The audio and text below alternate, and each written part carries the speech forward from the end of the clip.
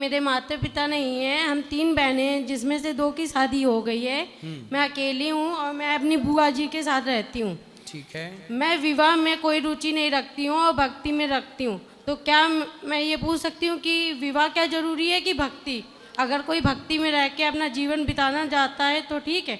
हाँ सही है, पर आपको विवाह क्यों नहीं करना? भक्ति तो बहुत अच्छी है बेटा, पर विवाह करके जैसे माता अनुसुईया ने विवाह करके भक्ति की, तो भक्ति विवाह करके पति पत्नी भी साथ में रह के भक्ति कर सकते हैं।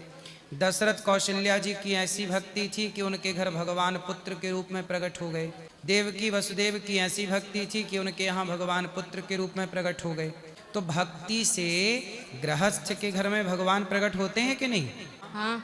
तो आप विवाह करके और भक्ति प्रेम से करो तो आपके घर भी प्रहलाद, ध्रुव और भगवान प्रकट हो सकते। मगर मैं विवाह नहीं करना चाहती हूँ। क्यों? मैं अपना सब कुछ अपने कान्हा जी को मानती हूँ। सही, अच्छा भाव है आपका। तो विवाह ना करने के पीछे का उद्देश्य क्या है? मैंने अभी तक शादी के बाद लोगों को बस फंसता देखा है कि बच्चे संभालो या फिर अपने पति को संभालो। मैं नहीं चाहती हूँ कि मैं भी इस दुनिया में इसी में फंस जाऊँ।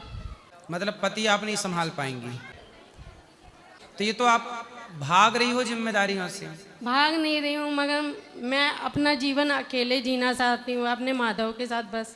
बेटा विवाह कर लोगे तो ज़्यादा ठीक है, किसी अच्छे लड़के से जो आपके योग्य लगे, आपको जो भक्ति वाला हो, उससे आप कर लेना, क्या दिक्कत है?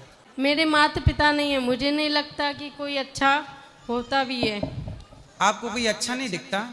मेरी बुआ जी बस, बाकी कोई अच्छा नहीं है? अच्छे हैं मगर सब आज की दुनिया में अपने मतलब के लिए। अगर किसी के पास पैसा होता है तो वो लोग देखते हैं, वरना नहीं देखते। हमारे पिताजी के जाने के बाद हमने बहुत संघर्ष सहा। तो आप कुछ करती हो?